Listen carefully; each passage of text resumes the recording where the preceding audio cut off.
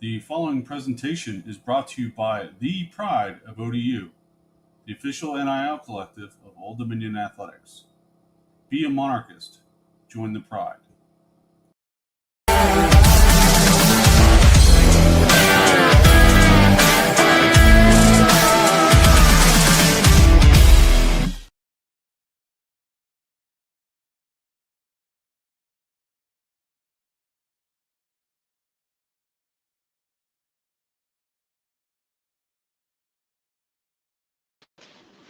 Coach Ricky Rahne, coach, start with a brief opening statement and then take questions.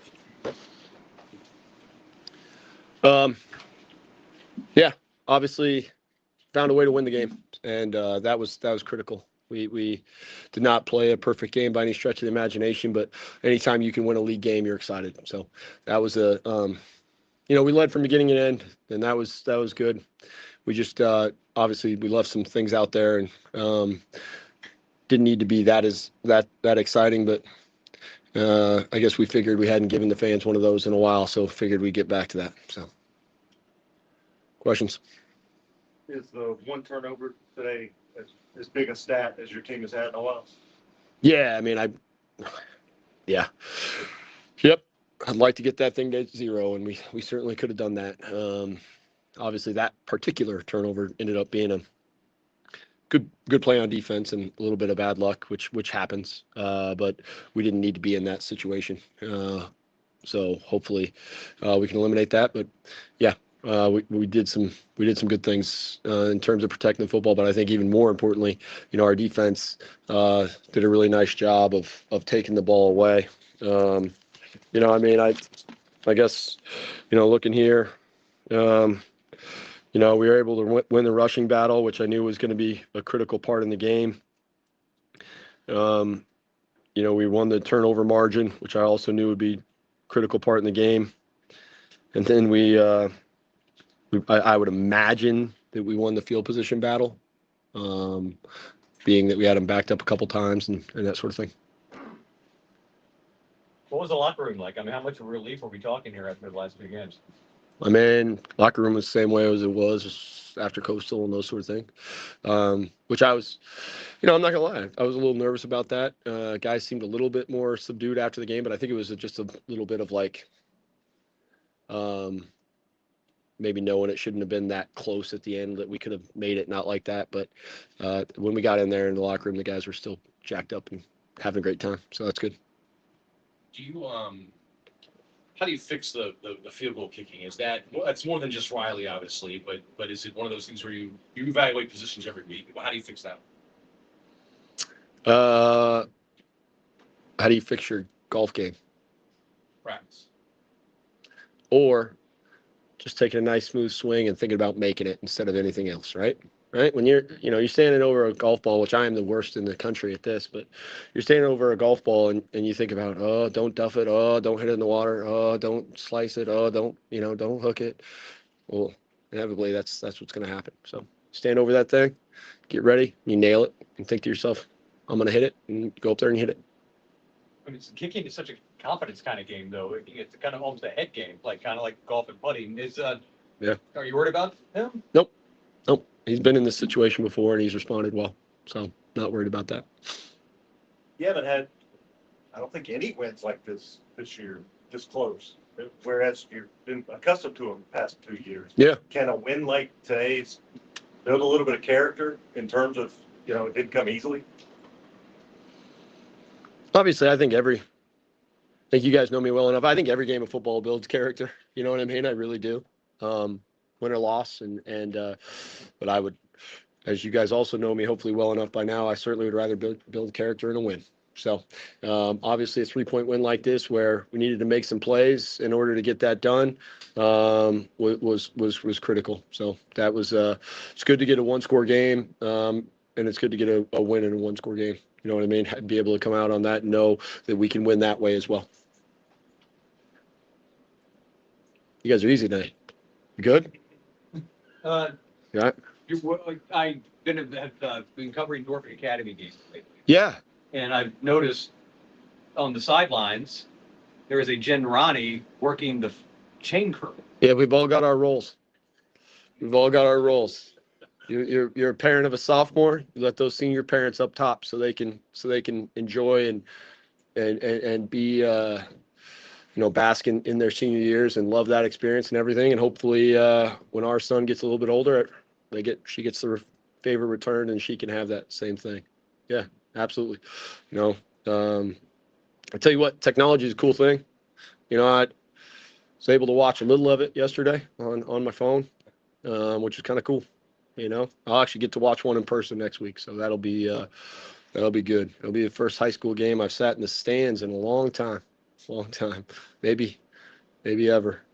No, I sat in one time recruiting state championship game. I sat in Tennessee when Pat and Robinette was playing quarterback for Marysville.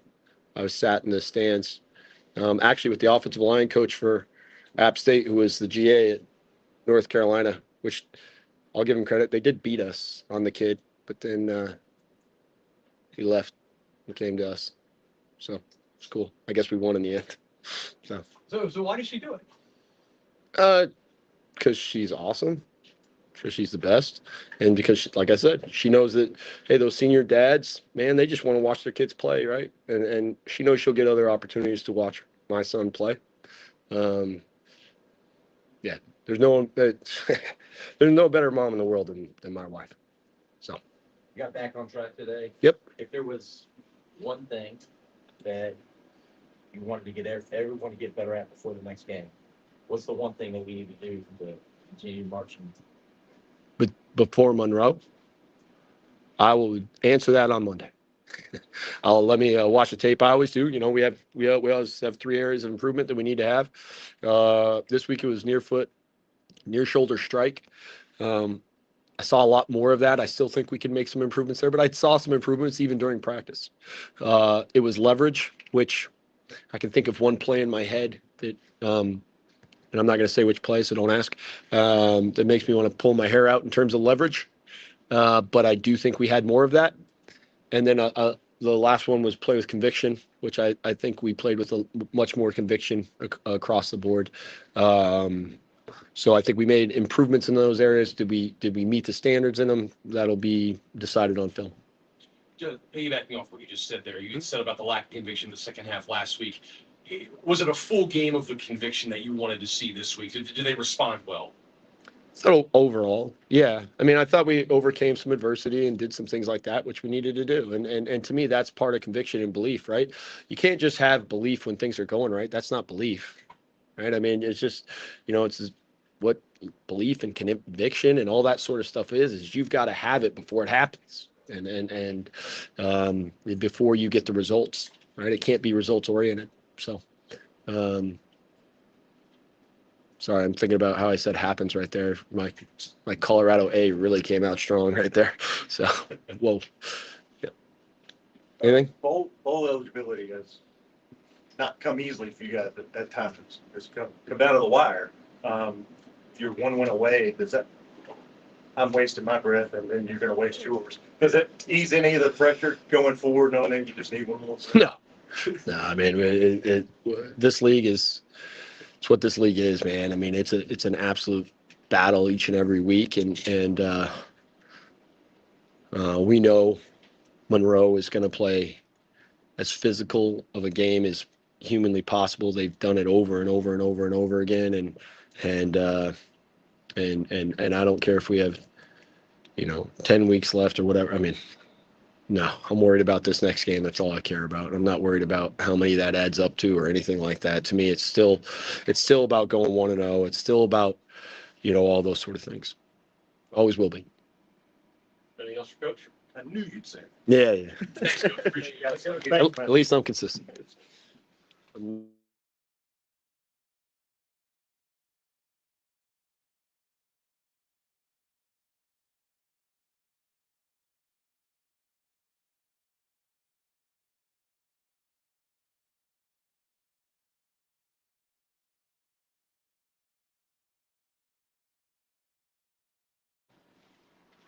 Safety, Jerome Carter, 3 tackles, interception. Naeem Abdul-Rahim gliding, career high, 8 catches for 105 yards. Touchdown. Mark, we'll open up questions for you. You start us off with what? All right, Naeem, and I can pose this to both you guys. I mean, obviously the 1-0 mentality, every game's the same, but just getting back into the winning feeling and having that feeling in the locker room again. I mean, loaded question, but how nice was that? You go first. You got Definitely a great feeling, Like you said, 1-0 mindset. Every week is a new week. It's definitely good to get back on that winning track, but we got to go out there and play our best football next week too. Yeah, just like he said, it's a good feeling, a good moral boost for the team, but we still got to keep going. We got to keep doing what we've been doing. Don't want to know, and that's it. Coach said that second half last week, the team lacked conviction in all three phases. Yeah. How do you guys, he was more pleased today, obviously, and I'm sure you guys were too. How do you guys work on that, and how happy were you with the response? Just finishing everything in practice, because a lot of that comes down to how intentful we are. So, we responded well, like treating second half of practice like the second half in the game. So we came out there and responded with that mindset, and I feel like it helped us translate throughout the game. Conviction like gained through trust too. Just watching film, just knowing what you got to do, and just trusting it. That's really what conviction is for us. And I feel like we practiced that way. Everybody bought into that, and that's what made it easier for us to go out and play like that today. Naeem, how much was the focus the past couple of weeks on keeping the ball in hands? It's been the primary focus. We actually treat the ball like our so-called everything, because without the ball, we can't do anything. So we've been playing with that mindset, and it's actually been translating pretty well. So we have to keep playing like that, because like we said, we can't do anything without the ball. The ball is the most important thing in the game of football, because football would be nothing without the football. What's the craziest thing they've had you do? You'd be surprised, honestly. Just anything you can imagine, as far as just tinning it. You got 3 guys slapping you with pads, people wrestling you to the ground, just everything possible to emphasize that we keep the ball high in the tuck. It's like the program, though, or you're walking to class with the ball. It's times we get on our coaches too, like if they're holding the ball, we slap it just to make sure that They got their ball control too. Now you had 15 targets. Yes, sir. And was that something going into the game? Was that something that you guys saw a matchup where it's like they're gonna go to you a lot? Honestly, no. We never rehearse how many targets a person's gonna get, or practice for specifically a certain person. We just go out there and play football. You got plays drawn up, lined up, and if the ball comes my way, it happens to come my way, which is a great feeling, yes. But it's never drawn up specifically for me, technically. Some plays, yes, but 15 targets is never just something that's pre-aligned. So we just go out there, play football. The ball comes my way, I gotta make the most of it. You're getting open. Yes, sir. You guys haven't had close games this year. What does it say about the team that you can win one that is this close? We got grit. That's what it is. We don't stop. We don't stop until the game's over. We pick each other up when both sides of the ball, all 3 phases, make mistakes. We all just pick each other up, and that's how it got to be going forward.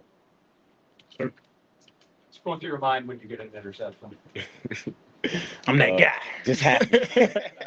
Just thanking my teammates and my coaches for the calls, because if it wasn't for them doing their job, I wouldn't have got the interception. So, Speaking of having grit, picking each other up, last couple of weeks were a little bit tough. yep. But you guys came out, you responded, you got the dub today. What was the thought? What were you guys, this past week really thinking about, focus on, to get ready for this game? Just harping on the areas of improvement that our coaches told us to improve on. Everybody just had to buy into that, like always. And when we do that, we just come out and play. We play with more conviction. Yeah, like you said, Coach Rahne did a great job actually after the last 2 games of giving us a good speech to put our minds in the right place, understanding that it's not about the results, about how we respond. And we came out there with that mindset this past week, and we're looking to build on that in the next few weeks. This is for both you guys. I know everything is 1-0. If you guys go 1-0, then you are bowl eligible. When I say that, what do you think? 1-0. What's the bowl eligibility part? It would be nice. It would be nice. I'm not 1-0. really worried about that right now, but if it happens, it happens. It's a great feeling, yes, sir. It's gonna be a good feeling, but we just gotta stay focused because we're trying to do more than that for real. You know what I'm saying? Because we got to play ball regardless, Yeah. regardless of the situation. So go out there and play our best football. Does Coach Rahne make it easy to not fall into that trap of thinking about the bigger picture? Yeah, thinking about the 6th win and all that. Yes, sir. really all our coaches do. Like we've been saying, can't really let a lot of outsiders in. Just like they don't know what we go through in the facility. We just try to keep a lot of that stuff out because it'll ruin like the morality of the team if we listen to too much of that. You guys good? All right, thanks, guys. Guys, thanks so much. Appreciate y'all.